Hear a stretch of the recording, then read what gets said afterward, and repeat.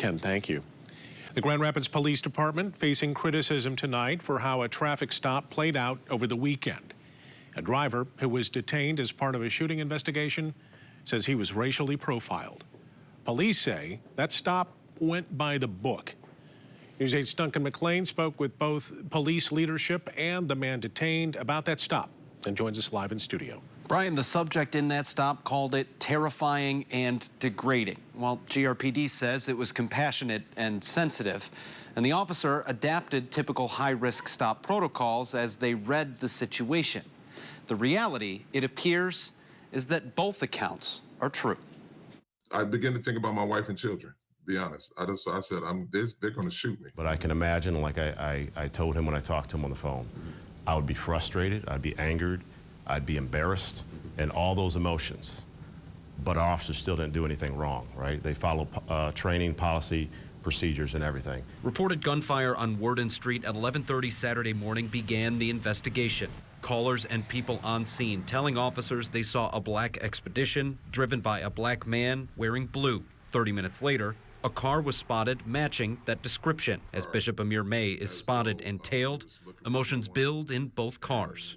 He looked in my car, and I can tell from that moment he had profiled me or looked at me as though I shouldn't have been there. He doesn't know at the time, is this vehicle a victim? Is it a suspect? You don't know, but potentially involves a firearm. Then May pulls into the parking lot at Deliverance Outreach Ministries. Police say that forces the issue, and the high-risk stop associated with the shooting investigation begins. So they said, driver, put your hands where I can see them.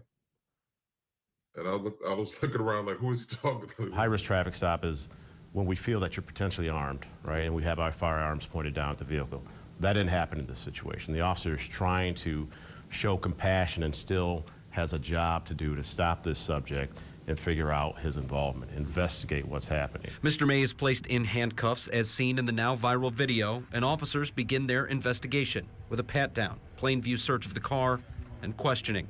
In total, it was 10 minutes in handcuffs and 12 minutes outside of the car. I was humiliated. I mean, I was frightened. Yes, absolutely. 12 minutes is way too long if you're not the person that committed this crime, and obviously it wasn't. So I feel for Mr. May and his experience. His job is to stop and detain that person. He has enough to stop and detain that person.